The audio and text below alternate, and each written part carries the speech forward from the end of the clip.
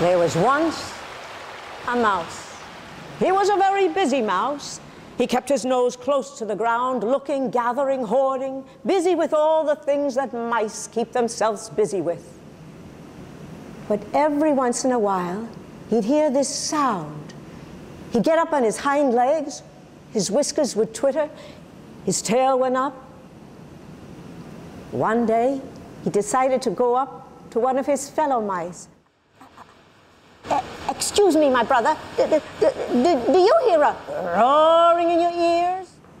I hear nothing. I'm busy now. Talk to me later.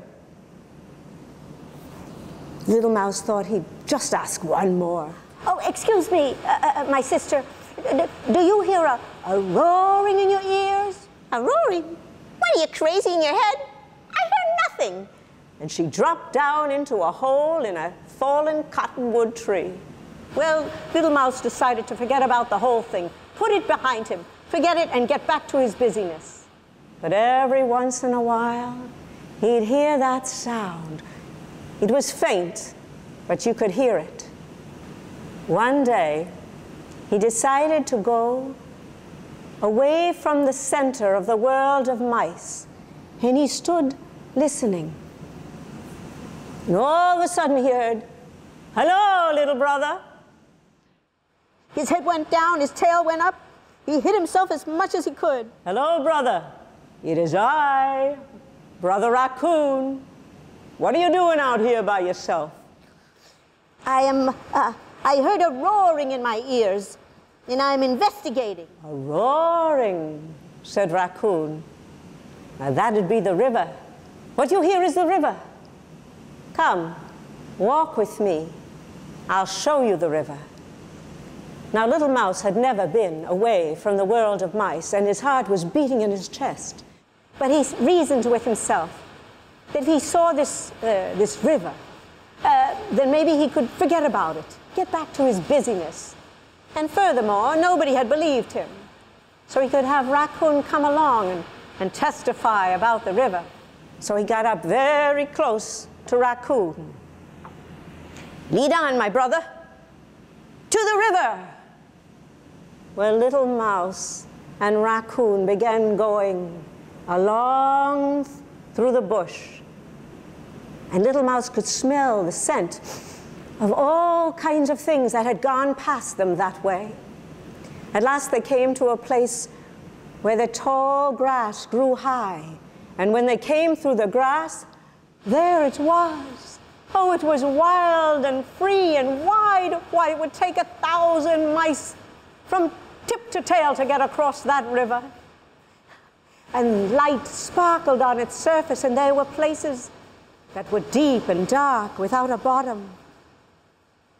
And it roared. It was wild, and it sang and roared and thundered on its course. And Jumping Mouse saw that it carried little and large pieces of the world along on its surface. "It is wonderful." "It is a great thing," said Raccoon. "Come, I want to introduce you to a friend of mine."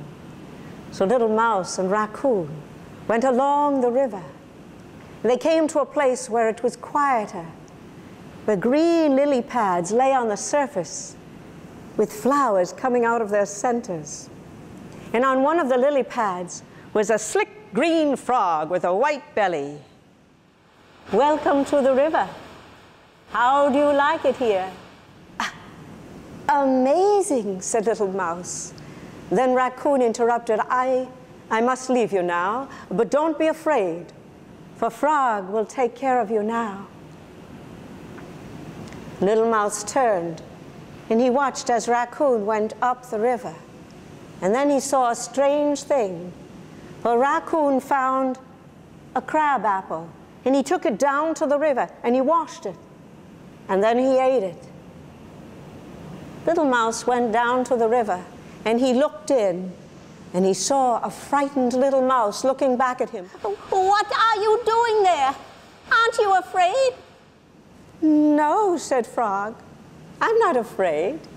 You see, I have been given the gift since birth to live on or within this medicine.